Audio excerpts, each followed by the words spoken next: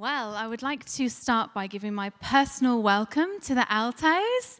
It's our third, and obviously for a continuous, prosperous future for all of us.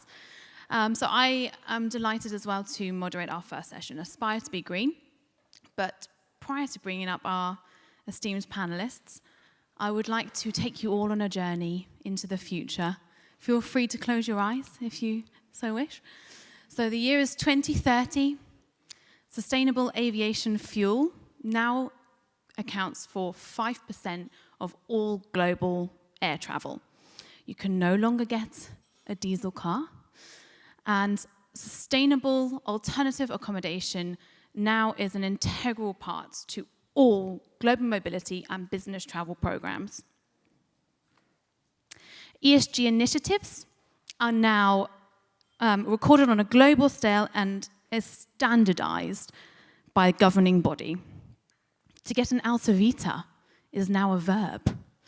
As a global leading platform for all accommodation types, and these can all be booked, recorded, reported, and CO2 emissions are accurately measured now on a global basis. I would like to just say as well, you'll all be able to say that you were here when we started these conversations. So, joining me today, I have experts in global mobility, business travel, and sustainability, and we are going to discuss if we can standardize accommodation accreditations across all accommodation asset classes, and if that can be done, how do we do that across global mobility and business travel? So please give a very warm welcome to my panel. The first is our futurologist and lifestyle tech enthusiast, Glenn Thorson, who's the Global Sustainability Lead for FCM Consulting. We have the award-winning travel professional, Ryan Taylor, who's the Category Manager for Travel and Corporate Services at SMBC Bank. And then after living in nine countries, I should say, our final panelist is the global gypsy, his term, not mine, Mike Piker, who's the global DE&I and reward director from Flutter Entertainment. Just some house rules. We will not necessarily allocate a lot of time at the end for questions. So if you have questions during, please pop your hand up. We have a roaming mic, so that will be brought out to you, and then you can ask your question relevant to the specific topic. Okay? As you look at how you lead talent mobility and travel more sustainably, where are you in this journey, and are you seeing a shift towards more sustainable behavior? Okay, so I work for Flutter, which is the largest online betting and gaming company in the world, FTSE 26. So to address your question, which is a great question, so for example, within the talent mobility ecosystem, I've worked in small, medium, and large programs from 2,000 plus to now my program is fairly small, 150. But what we impress upon all our supply chain ecosystem and vendors is that they have very clear sustainability adherence. So for RMCs, DSPs, payroll, if you look at T&E, and of course even the big four for tax. So every GM system program ecosystem is very complex. So we, through our positive impact plan, enjoin that every supplier to be part of Flutter must have very specific sustainability metrics in order to be a supplier to us. And they're very, very disciplined in execution across the talent mobility ecosystem. And I can go in detail later if you wish. Me? Yeah.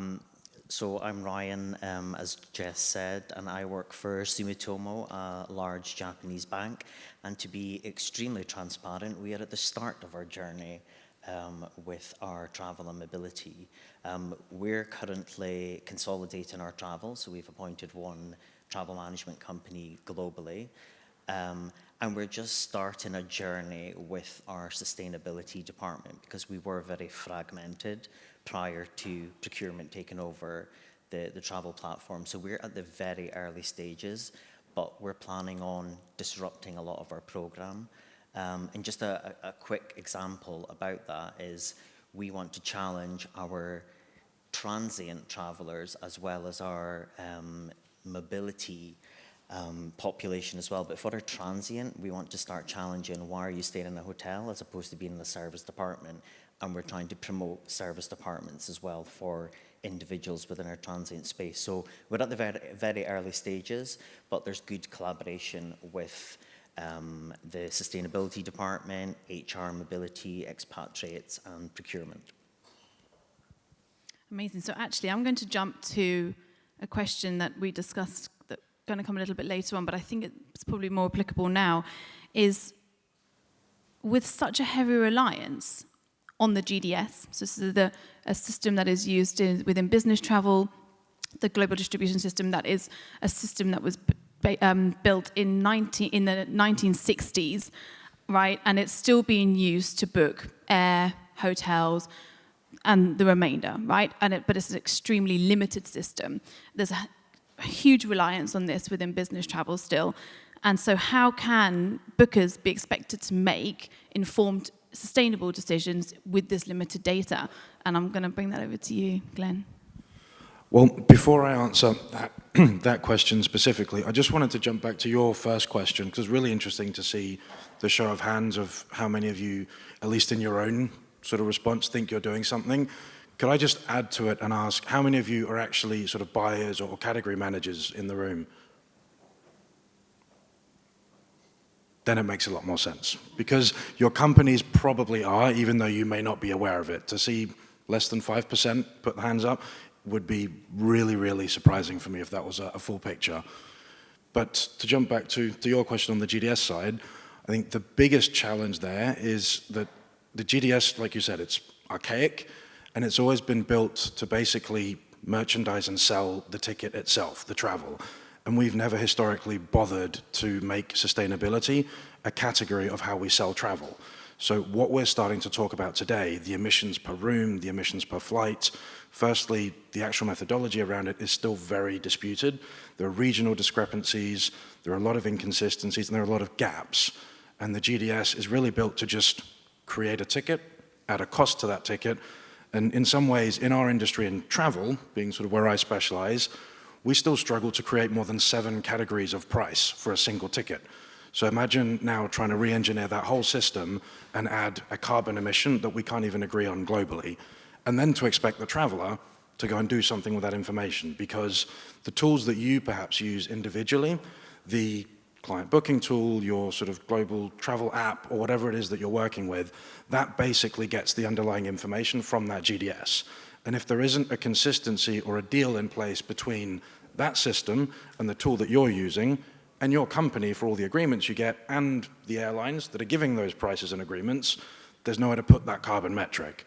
So to expect anyone to make a smart decision with that today is very, very difficult. The best thing that you really could be doing, and I'd love to hear both of your thoughts on that, obviously, as being the people that are working with how to connect all those dots and get it to your travelers, work with your travel management companies, work with your suppliers, work with your partners like Altos to actually get transparent information for the categories that you work with, but also to get information that's not always carbon specific. It's not about going down the rabbit hole of a carbon metric, because quite frankly, that's still early. It's something that it will change, it will evolve, and just because you don't have a carbon number doesn't mean you can't make sustainable decisions. You can make on-trip decisions, you can influence behavior, which in time will drive other decisions, and you could be making sustainable efforts in the business completely elsewhere, whether or not you're doing those things today anyway. So it's, yeah, sorry if it's a roundabout answer, but it's a really, really interesting and tough challenge without any consistency as to how we're going to do it.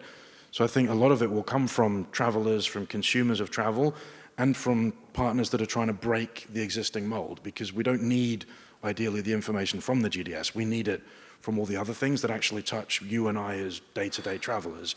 And we're not concerned about what happens behind the scenes. You don't really care about how Ford produced the engine for your car. You care about how the car drives and essentially the other information that we're seeing day to day. Ryan, did you have any thoughts on that from the booking perspective? Like I say, we're still at the very early stages, but one thing that we are going to explore, although we've got one travel management company within EMEA and the Americas, we still don't have control of Asia Pacific, so we've got multiple agencies there. One thing that we are going to start looking at in 2023 is, we use data consolidators for getting our information from a financial point of view. So we're taking it from different points of sale and putting that in. Can we work with a data consolidator to do that reporting for us as well? But it's early days, and there's a lot of work behind the scenes if we want to really get accurate data and look at, the total cost of that trip and getting the carbon figures as well. How do you get all of that integrated into the data consolidator? Because it is difficult from a travel management point of view, but it is something that we're trying to explore and work with vendors to see if we can go on a bit of a journey with them to consolidate that data. Yeah, and that accuracy and consistency is so challenging, especially as we've discussed. There are so many accreditations now. So within the accommodation space, are you seeing these yourselves, the multiple accreditations? And if so, how are you seeing that they differ between them? Glenn, do you want to take this one? So the accommodation space is quite difficult because there's a lot of information, but there's actually not a lot of standardization. So if you want to have a calculation for a room night, for example, there's only really one standardized metric, which is global, and it's not actually a complete global metric. There are countries that don't have numbers to match. So Denmark, for example, where I'm from, doesn't have an average, but the neighboring countries like Sweden, Norway, they have a room night average. So that is called the HCMI, the Hotel Carbon Measurement Index. I'm not going to go into the details and specifics of how and what, because quite frankly, it's not important. The fact is, we're still at a stage where it's early and it's basic.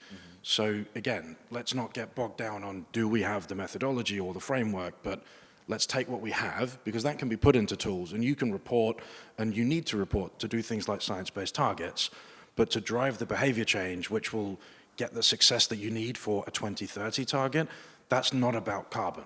As weird as it sounds being a sustainability consultant, I honestly believe it's not, because we don't have enough information to really drive successful behavior change there. But the behavior change that we can track in 5 years will be vastly different, because providers like Altos are emerging, where you've got really accurate data for a property that doesn't even sit within HCMI. If you're not a hotel, you can't get a HCMI average number for room nights. So you can't get an emission that's official for the accommodation industry if you're staying in serviced apartments. But you can get very accurate data, and we do have other frameworks. We calculate emissions for home properties, so that's the principles that you then use, and that's what you use to feed your sustainability reporting. So I think we're going to see a big trend in the next 12, 24 months and beyond, where we'll get away from that specific, very small tunnel vision sort of metric for hotels alone, and we'll be looking more holistically at what do we use. And let's be honest, I mean, look at the titles as well. Sustainability is more than just carbon. It's about diversity and inclusion. It's about local community projects, other initiatives that don't just sit in that one little metric. So again, back to the GDS point, we've got all these other things that we can work with, and that's how we sort of move beyond. So we have standards, let's use them where we can, but let's also elevate and provide the behavioral data that will drive that decision making for when our reporting catches up and lets us do more than what we're just talking about today. Yeah, I love that. Thank you. So I'm actually going to go off and ask the audience then, with regards to the sustainable behavior, are we seeing people in their personal lives trying to make more sustainable choices as well? I mean, I know a lot of us may be travelers or may not, but when we are looking, I know Andy, for example, came today on the train. From Scotland as well. From Scotland, exactly, which we appreciate. So are others trying to make these sustainable choices on a day-to-day basis as well, by show of hands? Yeah, see, this is great. And so this is where you're saying we need to ensure that we see this behavior And I bet none of you make those choices based on a carbon number when you go shopping or look at a restaurant. Exactly. And to be honest, and this is something we discussed internally many times, we want to be very careful about not greenwashing and trying to be the fastest to accurately measure CO2 emissions when it's just not quite there yet. This is where we, as at Altos, are very clear on what sustainable initiatives are being taken from our supply chain. So, which is where we're very careful with that.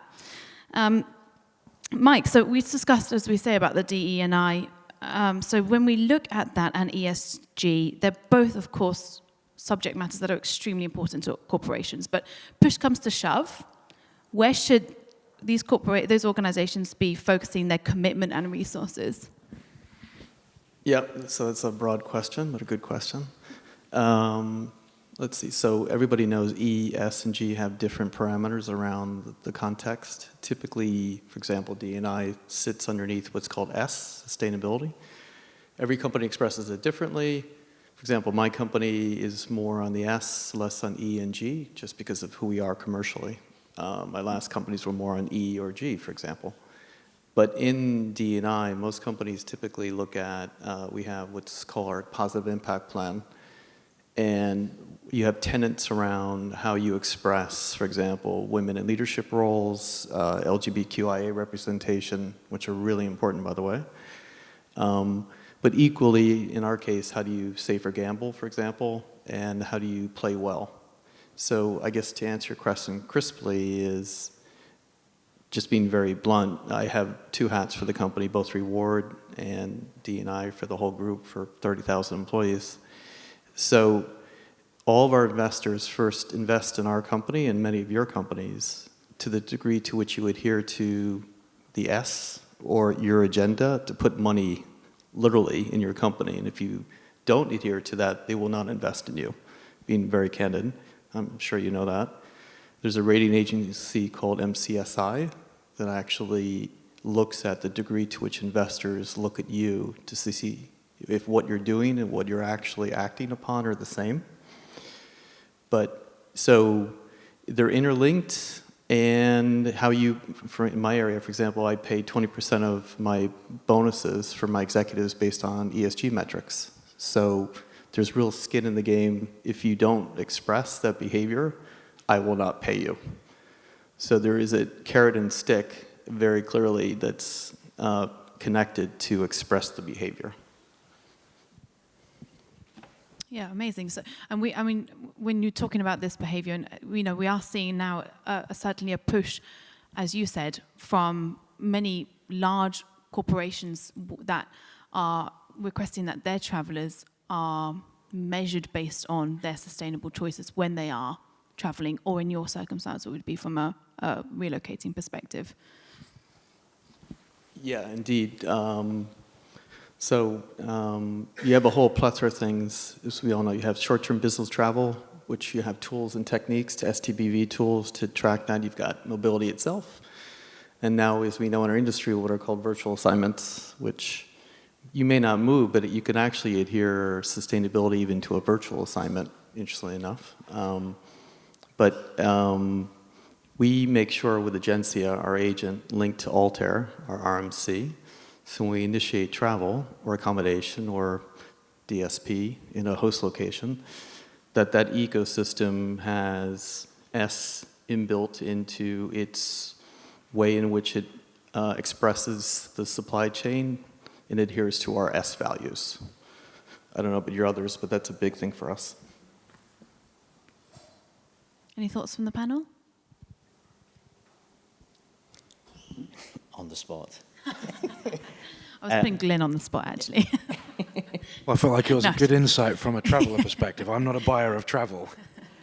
Again, because we're starting this journey, some of the things that we are looking at within our leadership is, we have the sustainability program policy and what we're working towards. And some of the things that we're trying to do is educate some of our leadership on what targets can we give them that, typically in our organization as a bank, you're trying to cut costs within your travel program.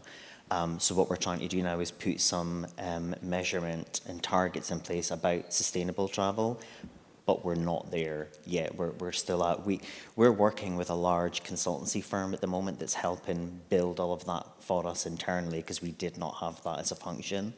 And again, and similar to what Glenn had said, is a lot of our initial conversations have been, what can we use, or what systems can we use, what can we put in place? Let's work with what we can at the moment and start building from there. So it is early days at Sumitomo.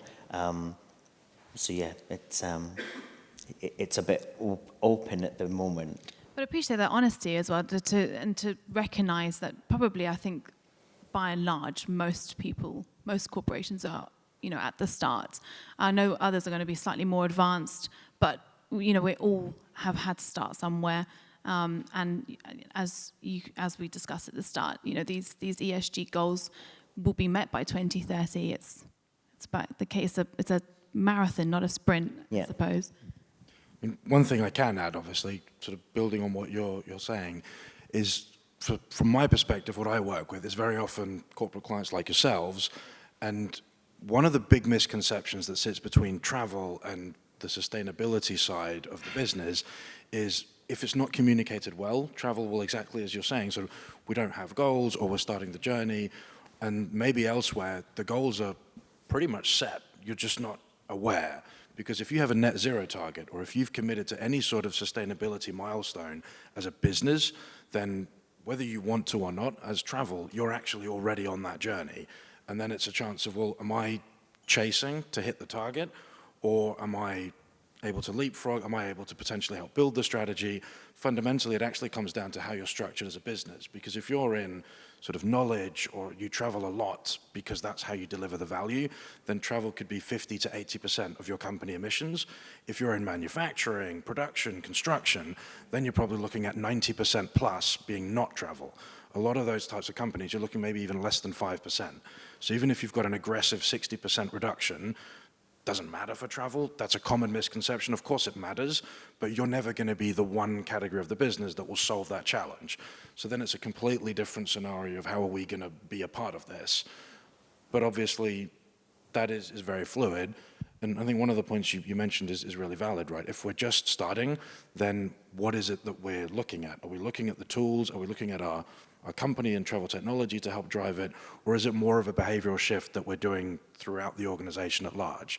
And those are completely different approaches. So that's probably even the earlier step. You have to figure out, do we have the targets?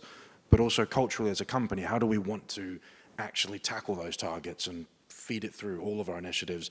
Does it fit into diversity and inclusion on that side as well? Is it just a climate thing?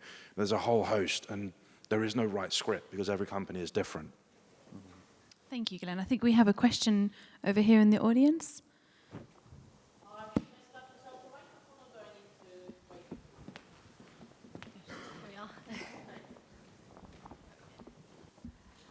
Hello, everybody. I have a bit of a different question. I'm coming from the investment field, and we kind of have moved on to something called greenwashing.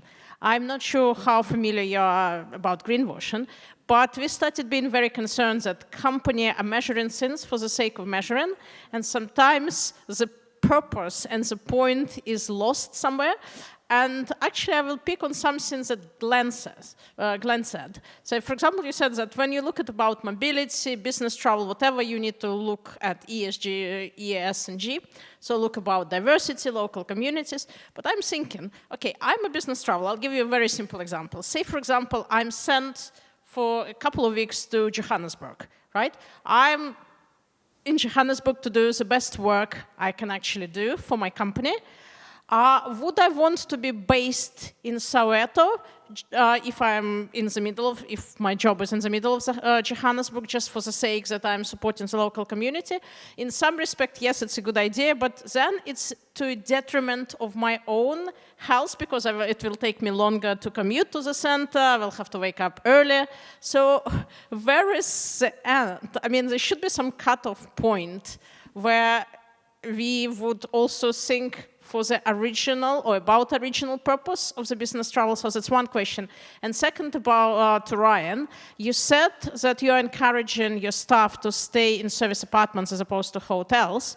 So why would you think that, obviously it's great for Alta Vita if they all stay in service apartments, that's I completely understand. But why would you think that a well-managed hotel will be more sort of emission prone than a service apartment? To me, if anything, it's could be the opposite. Can I just jump in there with regards to the emissions? Standard one-bedroom apartment can account for half of the emissions of an operating hotel room, because it's not, if you have looking at the entirety, the comparison is actually it's quite impactful, the reduction in emissions from a service apartment perspective. But I'll open up to the panel as well to see your views on that as well, the response. Do you want the first? Sure. Yep. Well, obviously you had several layers to the question, so great. Love those types of questions. Just to add, I think, to your point, Jess, discrepancies are huge. So, I mean, like anything in statistics, you can slice and dice them to tell exactly the story that you need. So it's a case of what is it you as a company are trying to do. And the half emission you mentioned is entirely correct from an average perspective. You can go way beyond that and say you could be looking at a third of a typical hotel emission when taking a serviced apartment instead. Also, if you're using one of the very advanced, modern, sustainable hotels, you could be then undercutting a serviced apartment if it's not a modern building. But if it's a modern building, and as Kerwin mentioned, with intelligent in-apartment lighting, I mean, that's a long rabbit hole of a conversation, but typically, modern serviced apartments, yes, they are vastly better than hotels, because hotels are older buildings. Many of them, even in big cities, they are certified historic buildings, so you can't even renovate them to a standard that makes them energy efficient in the same way you can with a modern serviced apartment. You have things like, obviously, the wraparound amenities. Again, you don't get those in a serviced apartment. You get other benefits, but they tend to be tech-led, so they're efficient. So I think without going too far down that line, that kind of is a good reason, but again, it requires you to be specific and not just pick stuff on willy-nilly.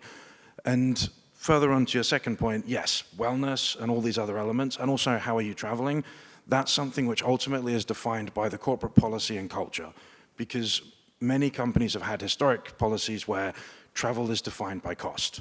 If you need to go, you go, and then you pick the cheapest, or you pick the one that suits you the best within the cost bracket.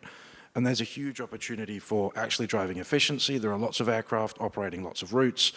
A typical city pairing in sort of modern Western cities and often traveled business routes, you're looking at anything from a 10 to a 40% emission optimization just on an aircraft selection point. So again, you can do the same travel and be a lot more efficient and sustainable without just cutting things.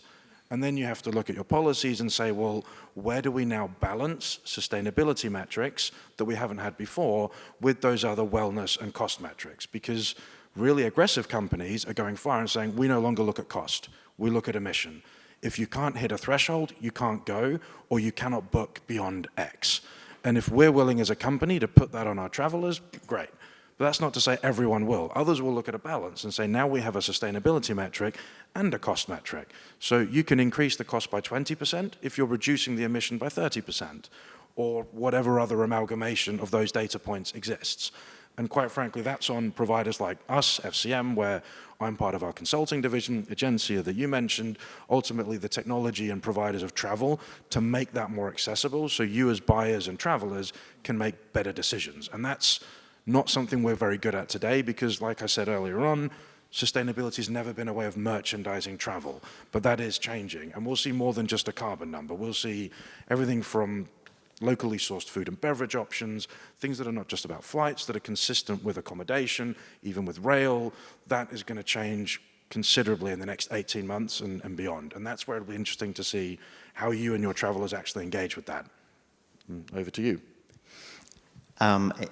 And I think just to add in there, but your question about the service department, so there's two ways of why we're looking at this as an organization at Sumitomo. One is the figures that you just shared there. So the consultancy firm that we're working with, that had been identified initially.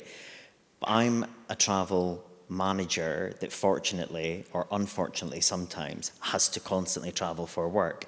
Do I enjoy it? No. Sorry, I do enjoy it, but the frequency that I do, Abort. The frequency that I have to do it, do I really enjoy having to leave home and constantly be on the road? No, I don't. So one of the approaches that we're looking at is, and we often hear from our travelers is, I'm not asking to go here, you're telling me I have to do it, it's my job. Okay, what can we do to make that better? So we sat in the room with the consultancies and with my travel team and looked at, well, what do you want when you're traveling? And I was the first one to say, I want to come home from work, get my comfies on, sit on the sofa. So we're trying to do it from that point of view as well. So yes, we're looking at the sustainability, but we're looking at the comfort for our travelers and making sure that, you know, we understand that we're taking you away from home. So we're trying to give you a level of comfort that gives you that while you're traveling on behalf of the organization. And the last part here that I want to add in, I know it's a little, well, it's away from the sustainability part, but when you mentioned there about Johannesburg and, you know, where you're, is it more convenient to be in the center? We also take the risk factor into it, certainly at Sumitomo, and I'm ex-International SOS as well. And 9 times out of 10, we don't let our travelers stay in a location that is right close to where they're working from a duty of care point of view. So there's also that element that we look at. And I totally understand if you're going to travel for work and you may be away for a few weeks and, you know, this is my time, but we have a duty of care for you to make sure that you are safe while you're traveling. And that's a big element when we're looking at the whole picture for travelers as well. But the main thing is the comfort, getting on that sofa and watching the soaps at night is what I want to do in an evening. For that. We all live for that. Thank you so much. So we are now at a close that absolutely flew past. So if you could please, again, put your hands together and join me in thanking Glenn, Ryan and Mike.